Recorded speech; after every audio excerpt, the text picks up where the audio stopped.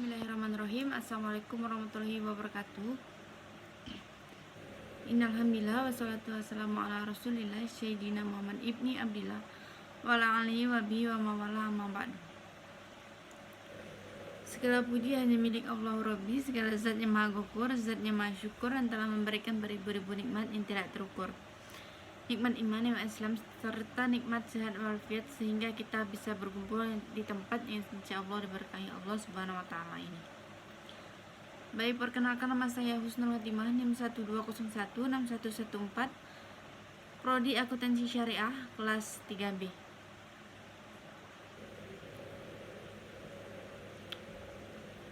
Baik, sini saya akan menjelaskan tentang riset pemasaran Islam. Apa yang dimaksud dengan riset? Menurut Malhotra dalam American Association atau AMA mengatakan bahwa riset pemasaran adalah identifikasi, pengumpulan, analisis, dan penyebaran atau pembagian informasi yang sistematis dan objektif untuk meningkatkan pengambilan keputusan yang berhubungan dengan identifikasi dan solusi masalah-masalah dan kesempatan dalam pemasaran. Hasil dari riset pasar akan menghubungkan antara pemasar dengan konsumen dengan cara menyediakan informasi yang dapat digunakan untuk menyediakan masalah berkaitan dengan pemasaran serta membantu dalam pengambilan keputusan pemasaran. Riset pasar dapat membantu perusahaan untuk menciptakan serta mengembangkan produk yang mutakhir serta sesuai dengan kebutuhan konsumen. Selanjutnya, apa yang dimaksud dengan riset pemasaran? Riset pemasaran berarti melakukan riset terhadap pasar untuk menentukan bentuk pemasar yang tepat bagi bisnis. Riset pasar merupakan metode yang efektif dalam melihat kebutuhan dan keinginan pasar, mencari tahu berbagai peluang yang ada hingga preferensi konsumen.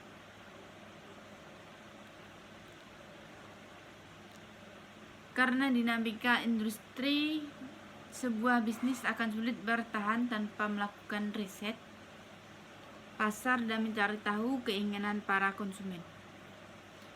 Setelah data terkumpul, maka bisa melakukan analisis yang berujung pada pengetahuan akan tren, posisi bisnis di tengah persaingan, dan mencari segmen pasar. Setelah menemukan jawaban-jawaban ini, langkah bisnis selanjutnya adalah menentukan keputusan, misalnya menambah diskon, membuka cabang, dan menambah karyawan. Selanjutnya, soal yang selanjutnya, coba baca surah An-Nisa dan menjelaskan isi kandungan surah An-Nisa. Isi kandungannya adalah, hai orang-orang yang beriman, apabila kamu berperang di jalan Allah kepada orang yang mengucapkan salam kepadamu, kamu bukan seorang mukmin, lalu kamu membunuhnya dengan maksud mencari harta benda kehidupan di dunia, karena di sisi Allah ada harta yang banyak. Begitu juga keadaan kamu dahulu, lalu Allah menganugerahkan nikmatnya atas kamu, maka telitilah, sungguhnya Allah Maha mengetahui apa yang kamu kerjakan. Dan memiliki isi kandungan, yakni sebagaimana dia menunjuki kamu yang sebelumnya tersesat, dia menunjukkan pula yang orang lain. Demikian juga karena hidayah itu kamu peroleh sedikit demi sedikit, maka orang lain pun sama memperolehnya sedikit demi sedikit. Soal selanjutnya yaitu jelaskan pengertian riset dalam Islam. Penelitian Islam dengan peneliti Islami adalah dua hal yang berbeda. Penelitian Islam ditandai dengan pelaku penelitiannya beragama Islam. Hal ini bertujuan untuk menjaga kemaslahatan bagi kaum muslimin. Sedangkan penelitian Islami, peneliti bisa berasal dari bukan orang Islam, yang dia ambil dari Islam hanyalah pedoman-pedoman umum yang ada dalam Islam atau cara-cara yang ia lakukan pernah dicontohkan dalam agama Islam. Soal yang kelima yaitu jelaskan isi kandungan surah Yunus ayat 101. Si kandungannya itu Allah Subhanahu wa taala mengajak hamba-hambanya memperhatikan apa yang ada di langit dan di bumi. Memperhatikan di sini adalah dengan memikirkan, merenungi, pengambilan pembelajaran serta menyimpulkan apa yang ada di dalamnya. Karena di sana terdapat ayat-ayat bagi kaum yang beriman serta pelajaran bagi orang-orang yang yakin, di mana semuanya menunjukkan bahwa Allah saja yang berhak disembah, yang maha terpuji, pemilik kebesaran dan kemuliaan serta memiliki nama-nama yang sifat yang agung. Kemudian nomor 6, jelaskan pentingnya riset pemasaran dalam Islam. Yang pertama, menentukan target. Yang kedua, mengetahui kekurangan pesaing. Yang ketiga, memanfaatkan peluang. Yang keempat, meminimalkan resiko. Kelima, melihat rencana jangka panjang. Maksudnya karena telah memiliki dasar-dasar yang jelas, maka menentukan langkah bisnis yang kedepannya pun menjadi semakin terarah. Pembuatan rencana jangka panjang ini bisnis pun menjadi lebih mudah. Soal yang ketujuh, jelaskan proses manajemen pemasaran. Manajemen pemasaran adalah proses untuk memastikan produk atau layanan dapat diperkenalkan dan dipromosikan pada target pasar secara efektif agar tujuan perusahaan tercapai. Proses tersebut melibatkan beberapa hal seperti periklanan, promosi, penjualan, dan hubungan masyarakat. Dalam praktiknya, proses pemasaran tersebut juga melewati beberapa tahapan agar produk atau layanan dari perusahaan dapat diterima dan berkembang di pasar. Beberapa tahapan dalam proses manajemen tersebut seperti: pertama, riset pasar; dua, mengembangkan strategi pemasaran; ketiga, menyusun rencana pemasaran. Soal yang selanjutnya, jelaskan peran riset pemasaran dalam merencana strategi pemasaran.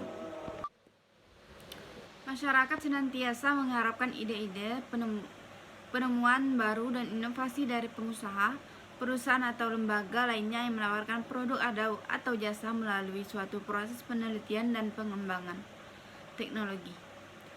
Peran riset pemasaran dalam rencana dan strategi pemasaran: ciptakan ide-ide, pilih ide-ide, uji dan pengembangan konsep pengembangan dan strategi analisis bisnis pengembangan produk. Setelah itu, tes pasar, komersialisasi. Soal berikutnya yaitu jelaskan definisi riset pasar dan mengapa manajemen perusahaan melakukan riset pasar. Riset pasar atau pemasaran adalah bentuk kegiatan merupakan perumusan masalah, pengumpulan data, analisis, dan pelaporan yang disusun secara sistematis dengan pedoman dalam menentukan strategi pemasaran produk. Sehingga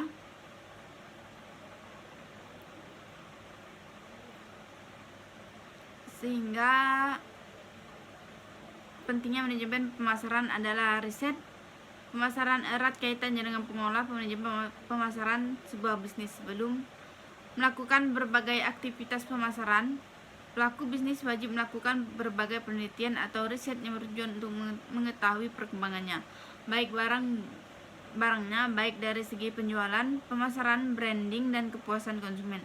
Untuk melakukan riset tersebut, sebuah bisnis perlu mempersiapkan berbagai hal agar risetnya bisa menunjukkan keterangan asli yang terjadi di lapangan. Selanjutnya, jelaskan klasifikasi riset pasar. 1. Riset identifikasi masalah. Kedua, riset pemecah masalah digunakan dalam pembuatan keputusan untuk memecahkan permasalahan spesifik. Riset pemecahan masalah meliputi riset segmentasi, riset produk, riset penetapan harga, riset promosi, dan terakhir riset distribusi. Soal yang ke-10, jelaskan proses riset pasar. Proses riset pasar ada dua, yaitu perumusan masalah dan penentuan desain riset. Soal ke-11, jelaskan apa yang dimaksud dengan primary research. Penelitian primer atau riset primer atau primary research adalah jenis penelitian di mana peneliti mengambil data dari sumber asli secara langsung. Dengan kata lain, peneliti adalah tangan pertama yang mengumpulkan data. Selanjutnya, jelaskan metode melakukan primary research. Berikut 4 metode penelitian primer. Yang pertama, survei. Yang kedua, wawancara. Yang ketiga, kelompok fokus. Yang keempat, observasi. Kemudian selanjutnya, jelaskan manfaat dan kelemahan melakukan primary research. Kelemahan penelitian primer adalah mahal, memakan waktu, atau survei dan wawancara misalnya mungkin membutuhkan beberapa hari tergantung pada jumlah responden. Selanjutnya, variasi lebih rendah. Data primer hanya berisi topik yang diteliti. Kemudian, sampel tidak valid. Kesalahan pengambilan sampel membuat pekerjaan sia-sia. Soal yang selanjutnya yaitu apa yang Anda ketahui dengan quantitative research. Quantitative research adalah jenis penelitian yang dilakukan dengan mengumpulkan data dalam bentuk numerik. Dapat dilakukan dengan membandingkan sejumlah variabel atau menilai keaktifan beberapa intervensi. Soal yang kelima yaitu apa yang dimaksud dengan sampling. Teknik pengambilan sampel atau teknik sampling adalah teknik pengambilan sampel dari populasi. Sampel yang merupakan sebagian dari populasi tersebut kemudian diteliti dan hasil penelitiannya atau kesimpulannya kemudian dikenakan pada populasi generalisasi. Soal selanjutnya yaitu jelaskan metode yang digunakan dalam menarik sampel. Pertama, pengambilan sampel acak sederhana atau simple random sampling. Yang kedua, pengambilan sampel acak sistematis atau systematic random sampling.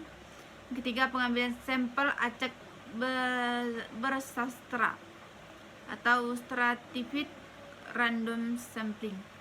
Keempat, pengambilan sampel acak berdasar area atau wilayah atau cluster random sampling.